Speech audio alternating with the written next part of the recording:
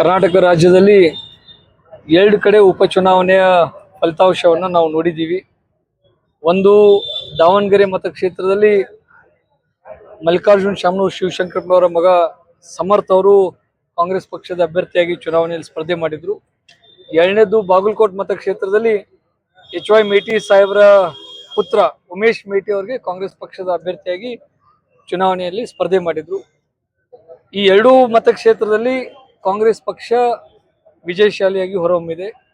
ಹೀಗಾಗಿ ಈ ಒಂದು ಸಂದರ್ಭದಲ್ಲಿ ಸಮರ್ಥ ಶಾಮನೂರ್ ಶಿವಶಂಕರಪ್ಪನವರಿಗೂ ಮತ್ತು ಉಮೇಶ್ ಮೇಟಿ ಅವರಿಗೆ ನಾನು ವೈಯಕ್ತಿಕವಾಗಿ ಮತ್ತು ಪಕ್ಷದ ಪರವಾಗಿ ಅಭಿನಂದನೆಗಳನ್ನು ಸಲ್ಲಿಸಲಿಕ್ಕೆ ಬಯಸ್ತೇನೆ.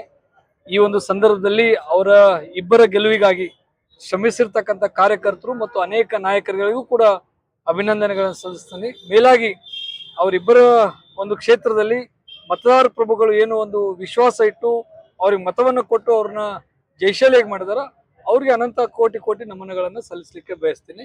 ಇದರ ಇದು ಅನುಕಂಪದ ಮೇಲೆ ಆಯ್ಕೆಯಾಗಿದ್ದಾರೆ ಅಥವಾ ಏನು ಗ್ಯಾರಂಟಿ ಮೇಲೆ ಆಯ್ಕೆಯಾಗಿದ್ದಾರೆ? ಒಂದ್ ಕಡೆ ಅನುಕಂಪದ ಅಲ್ಲೇನೂ ಅದ, ಇನ್ನೊಂದ್ ಕಡೆ ಇವತ್ತು ಸರ್ಕಾರ ಗ್ಯಾರಂಟಿಗಳನ್ನ ಸತತವಾಗಿ ನಾವೇನು ಜನರಿಗೆ ಮಾತು ಕೊಟ್ಟಿದ್ದೀವಿ ಚುನಾವಣೆ ಸಂದರ್ಭದಲ್ಲಿ ಆ ಮಾತಿನ ಪ್ರಕಾರ ನುಡಿದಂಗ ನಡೀತಾ ಇದ್ದೀವಿ.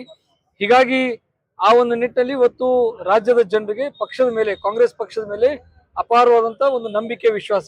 ಕಾಂಗ್ರೆಸ್ ಪಕ್ಷ ಏನ್ ಹೇಳ್ತದ ಆ ಪ್ರಕಾರ ನಡ್ಕೊಳ್ತೈತಿ ಮತ್ತು ಏನ್ ಅವ್ರು ನಡ್ಕೊಳ್ತಾರ ಅದನ್ನೇ ಜನರ ಮುಂದೆ ಹೇಳ್ತಾರ ಅನ್ನುವಂತ ಒಂದು ವಿಶ್ವಾಸ ಇವತ್ತು ಜನರಲ್ಲಿದೆ. ಆ ಒಂದು ಕಾರಣಕ್ಕೆ ಇವತ್ತು ಕಾಂಗ್ರೆಸ್ ಪಕ್ಷದ ಅಭ್ಯರ್ಥಿಗಳಾಗಿರ್ತಕ್ಕಂಥ ಸಮರ್ಥ ಅವ್ರಿಗೆ ಮತ್ತು ಉಮೇಶ್ ಅವರಿಗೆ ಅತ್ಯಂತ ಪ್ರಚಂಡ ಬಹುಮತವನ್ನು ಕೊಟ್ಟು ಅವರನ್ನ ಶಾಸಕರನ್ನಾಗಿ ಆಯ್ಕೆ ಮಾಡಿದ್ದಾರೆ.